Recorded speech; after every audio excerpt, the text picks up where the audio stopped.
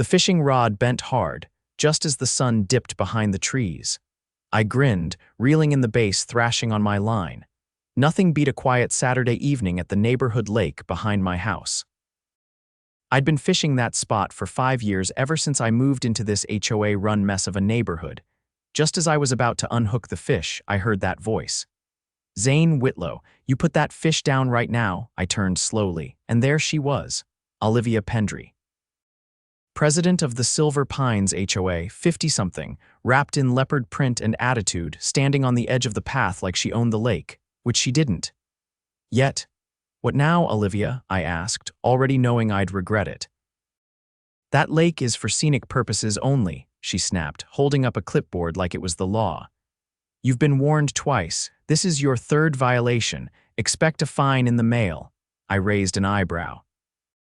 "You telling me I can't fish in the lake that backs up to my own yard?" "That's exactly what I'm saying," she huffed.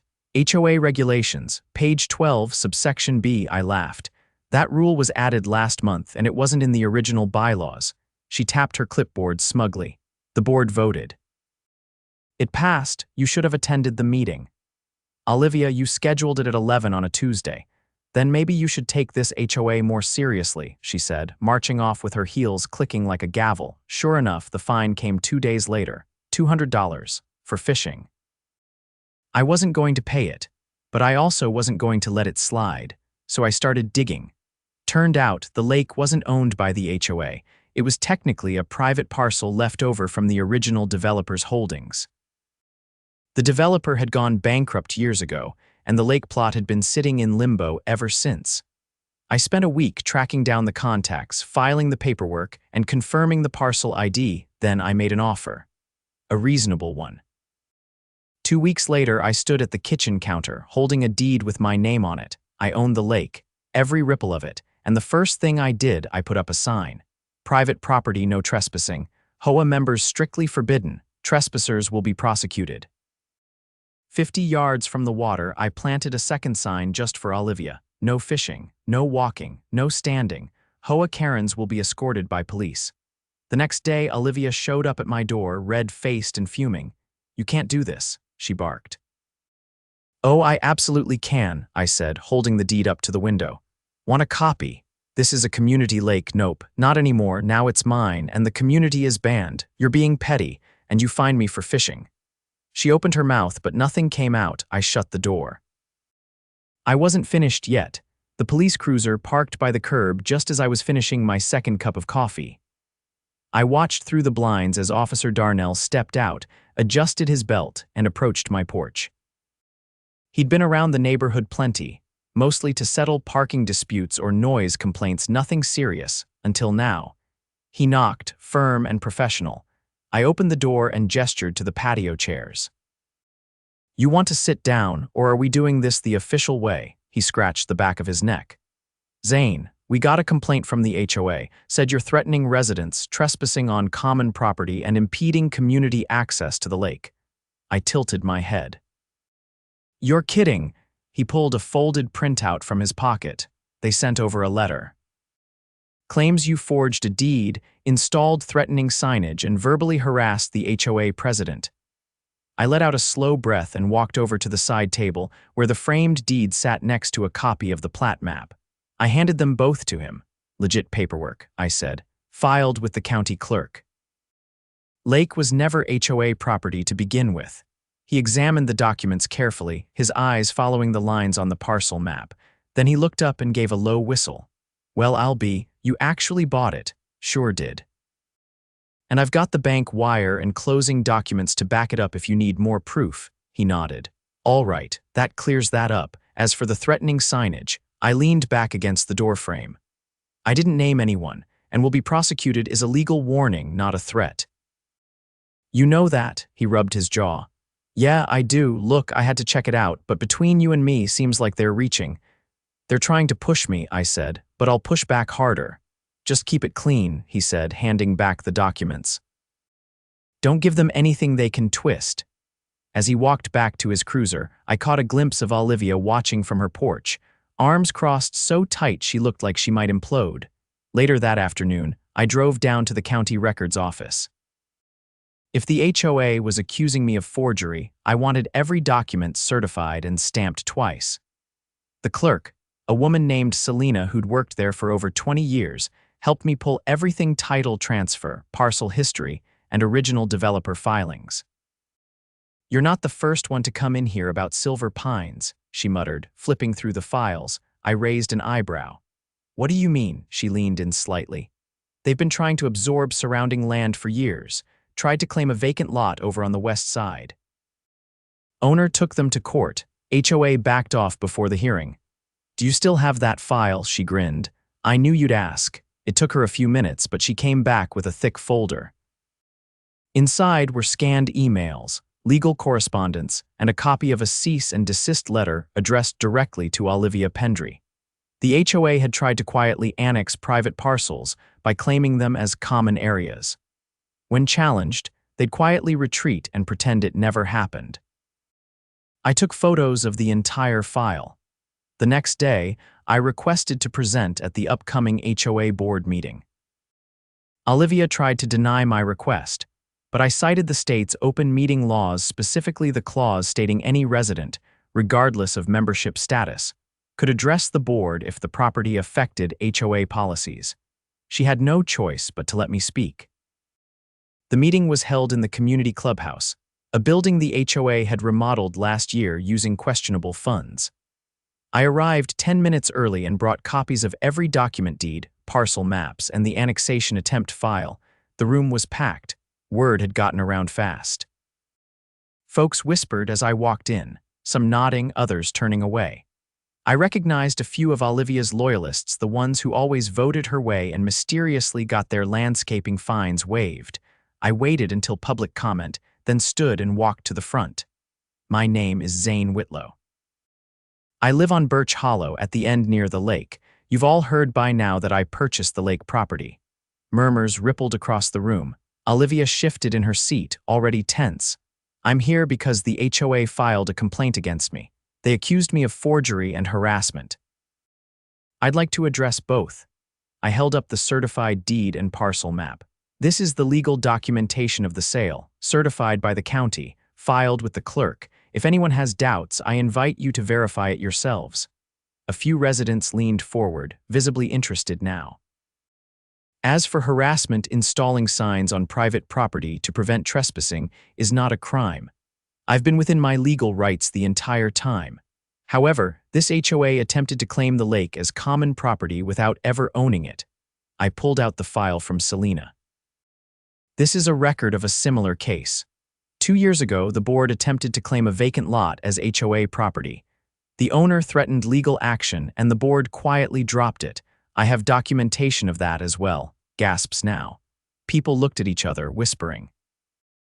A man in the back crossed his arms, clearly angry. I turned to Olivia.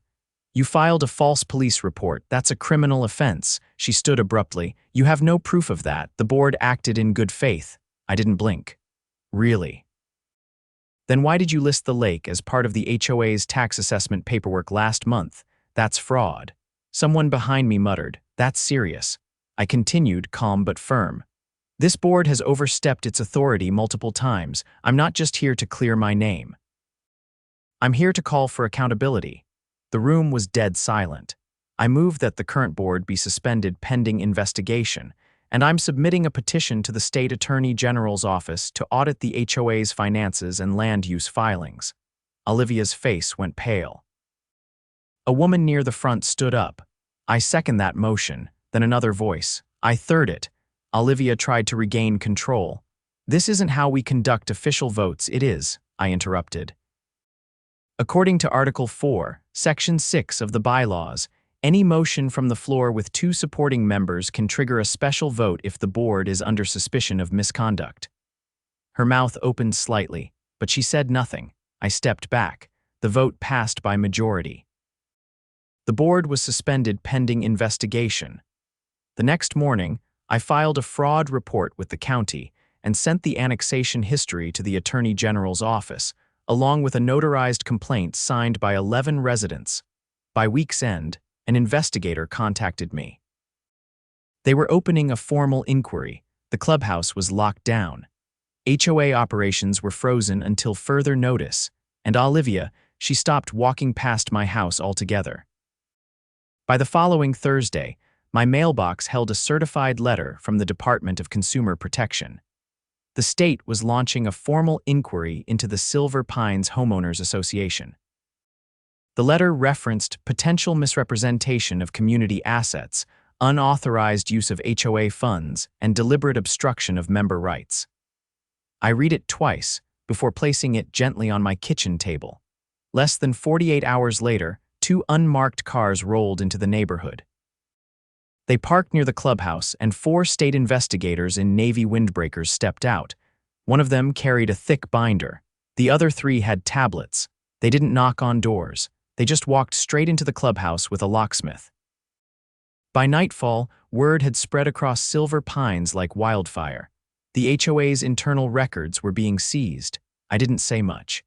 Just poured myself a drink and sat on the back deck, watching the lake glimmer under the porch lights. It had taken years of HOA harassment for the neighborhood to finally see what sat just beneath Olivia's polished image: the rot, the control, the quiet dishonesty that had festered under the surface for far too long. The next morning, I received a call from a man named Greg Minter, a state compliance investigator. He asked if I'd be willing to provide a full statement under oath. I agreed without hesitation. The meeting was scheduled for the following Monday at the county civic center. When I arrived, Greg was already seated at a long oak table, a court recorder beside him. "We're trying to piece together a pattern," Greg said, flipping through a series of printed documents. "You're not the only resident who's come forward, but your case is the most well-documented." I handed him a folder. "This has everything: original parcel ownership, the deed transfer, the HOA's attempt to list the lake on their tax filings, and the prior annexation stunt they pulled on that west side lot." He glanced at the documents, then looked up. "There's a discrepancy between the HOA's annual reports and their bank statements.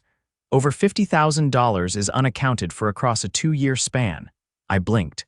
"Stolen, at best misallocated, at worst embezzled." I leaned forward.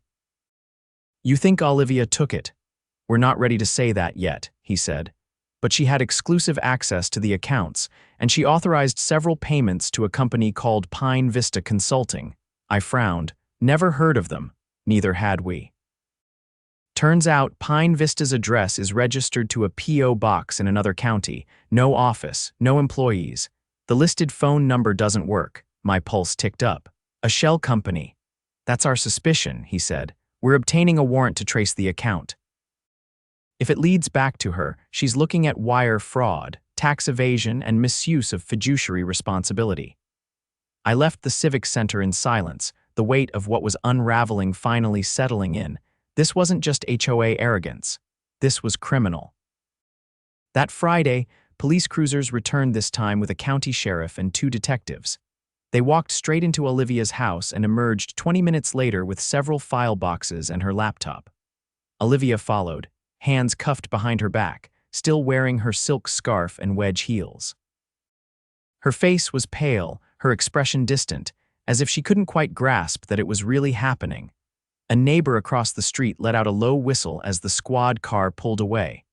"Guess HOA immunity doesn't cover felony charges," he muttered. I didn't respond. I just walked back inside and opened a new document on my laptop. A proposal for a community vote to dissolve the current HOA structure and replace it with a resident-led council. One where financial transparency and limited authority were written into the charter. 3 days later, I hosted an informal meeting in my backyard. Over 40 residents showed up, more than I expected. Some brought folding chairs, others stood in clusters with coffee mugs or soda cans. I stepped up on the small stone ledge near the fence so everyone could see me. "I think we've all had enough of how things were run," I said. "The HOA was never meant to be a power structure. It was supposed to be a service. We can rebuild it, but only if we do it right. That means term limits, open books, voting access for every homeowner, not just a few insiders." A woman near the front raised her hand. "How do we make sure this doesn't happen again?" "We write it into the new rules," I replied. No board member can authorize expenditures without public notice, all funds tracked online. No one person gets control of anything. An older man in a denim cap nodded. About time someone said it. Another voice piped up. What about the lake? Can we use it again? That was the first time I hesitated. I'm not punishing anyone, I said. But until we've got new leadership in place, the lake stays private. Once we're organized and the corruption's cleared out, we'll talk about responsible access. That got a round of quiet nods. After the meeting, a few folks stayed to help me draft the first version of the new charter. We kept it simple. 5 elected residents. All decisions required majority vote, no expenditures without triple verification, and every meeting recorded and published. By the following week, the county released a statement. Olivia Pendry had been formally charged with 3 counts of wire fraud, 2 counts of falsifying financial records, and 1 count of tax evasion. Bail was set at $200,000. Her court date was scheduled for early fall. In a twist no one saw coming, her defense attorney argued that the HOA board members were co-conspirators.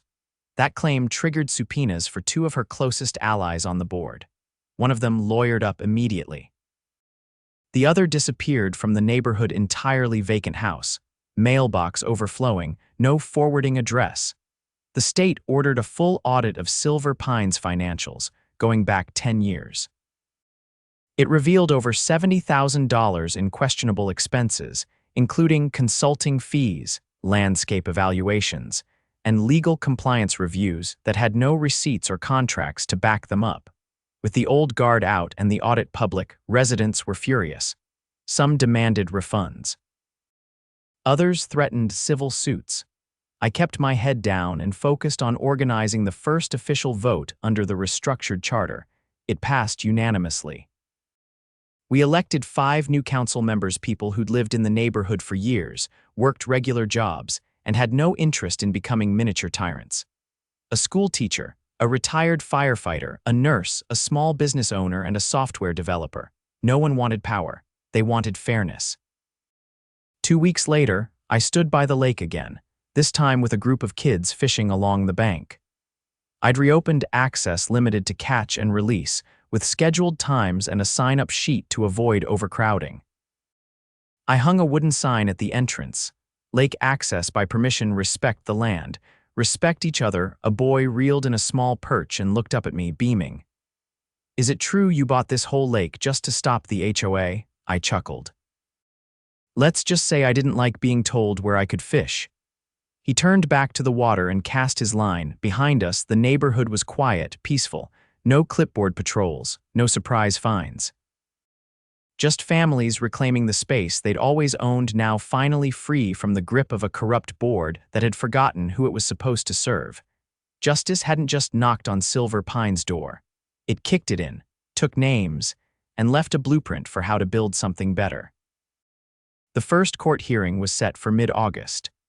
By then, the sweltering heat had turned Silver Pines into a slow-moving carousel of lawn sprinklers and porch fans.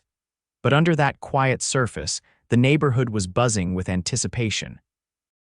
Everyone knew the trial would reveal things no one had expected, not just about Olivia, but about the HOA as a whole. I was subpoenaed as a witness, not just for the false accusation and forged complaints, but because I had turned over several key documents, emails, meeting notes, and internal memos that had somehow never been disclosed to residents. The prosecutor told me they were building a case not just around financial fraud, but conspiracy to defraud homeowners through deliberate misrepresentation of property assets. On the morning of the trial, I showed up at the county courthouse wearing the same blue sports jacket I wore to my sister's wedding. Not because I wanted to impress anyone, but because I wanted to feel sharp, alert. I sat on the left side of the courtroom, just behind the prosecution. Olivia entered with her attorney, jaw tight, eyes forward. She didn't look at me or anyone else. She wore a charcoal gray blazer and her usual polished curls, but something about her seemed drained, like she was holding herself together with threads. The judge, an older man named Havorson with a reputation for being no-nonsense, took his seat and glanced over the case file. We're here today under charges of misappropriation of funds, unauthorized transfer of community resources, and filing of fraudulent public documents," he said. "Defense, do you understand the charges?" Her attorney nodded. "We do, Your Honor." The prosecution led with the financial trail. They brought in a forensic accountant who traced over $70,000 from HOA dues into Pine Vista Consulting's account, and from there, into a personal account linked to Olivia's nephew. The nephew, who'd been listed as lead consultant, had never even lived in the state. The courtroom murmured. Olivia's face didn't change. Then they brought up the tax filings, the ones where the HOA claimed the lake as a community asset and used it to apply for a property tax credit. That application required a notarized affidavit attesting that the HOA had owned the lake continuously for 5 years. Olivia had signed it. That was perjury. When I took the stand, the prosecutor asked me one question to start. "Mr. Whitlow, can you explain why you purchased the lake parcel?" "Yes," I said, voice steady. "Because the HOA fined me for fishing behind my own home. They claimed it was community property, but the parcel was never transferred to them. When I checked the county records, I found it was still held under the original developer's holdings. I contacted the legal representatives of the bankruptcy estate and made an offer." "And did the HOA attempt to stop you?" "They didn't know until after the sale closed. Once they found out, they accused me of forgery and filed a false police report." The prosecutor handed me a document. "Is this the deed you received?" "It is." "And is your name the registered owner?" "Yes." "And is there any record of the HOA ever having title to this parcel?" "No." "Not at any time." "Thank you." Olivia's lawyer tried to object, claiming the board had been misled by the previous management company, but then the prosecution submitted an internal email chain. In it, Olivia had urged the board to act swiftly in asserting community ownership of the lake, noting that no one will check if we just include it in the next filing. That single line hit like a hammer. The judge didn't even let the defense argue intent. "This is not a misunderstanding," he said. "This is calculated deception." 3 hours later, a verdict was reached, guilty on all counts. Sentencing was postponed for 30 days, pending a full restitution audit. But Olivia was immediately remanded into custody without bail due to risk of financial flight. Back in Silver Pines, the fallout was like a dam breaking. Residents began demanding refunds for unjustified fines going back years. Some of those fines had been issued under vague aesthetic violations, which were determined solely by Olivia and her inner circle. Others were for non-existent infractions like water runoff or excess shade from trees. One elderly couple produced a stack of citations that had ultimately forced them to remove a perfectly healthy oak tree from their front yard. The newly elected council moved fast. They established a formal review panel with 3 rotating members from the neighborhood not elected, just volunteers to evaluate past fines and determine if they would be refunded. A local accountant volunteered to audit the new budget. Transparency became the new buzzword, and for once, it wasn't just a slogan. The council also passed something else. A resolution declaring that no HOA official could ever again hold sole authority over financial decisions, property claims, or legal filings. Every major decision now required 3 separate signatures and a public notice period. It wasn't perfect. Mistakes would still happen. But the era of unchecked control was over. One afternoon, as I was cleaning out the shed behind my house, I noticed a small envelope taped to my back gate. Inside was a folded note, written in careful cursive, "Thank you for standing up." I didn't realize how many of us felt powerless until you did something about it. It wasn't signed. I didn't need to know who had written it. The lake became more than just water and reeds. It became the scar that reminded everyone where we'd been and the border that marked where things had changed. We kept the access limited but open. Families could fish on weekends. Kids could skip stones. No one was ever fined for walking too close. One Saturday, the new council hosted a community picnic on the green. No speeches, no formalities. Just tables of food, a rented bounce house, and a banner that read, silver pines moving forward. As I stood near the lemonade table, a man approached me, a quiet guy I'd seen a few times walking his dog, always nodding but never talking much. "You ever think of running for council?" he asked. I shook my head. "I'm better at fishing than politics," he laughed. "Still, you got a good compass." I poured myself some lemonade. "I didn't do this alone. People stood up when it counted. That's what made the difference." He nodded and walked off, his dog trotting beside him. As the sun set, I wandered back toward the lake. The water was calm, reflecting the orange and pink streaks of the sky. A heron stood at the far edge, still as a statue. I sat on the old bench I'd restored a few weeks earlier. It had been left in the HOA storage lot, half covered in spider webs and forgotten paint cans. I'd cleaned it up, sanded it down, and brought it to my yard. Now it faced the lake, solid and quiet. It was strange how something so small, one fishing line could unravel an entire scheme.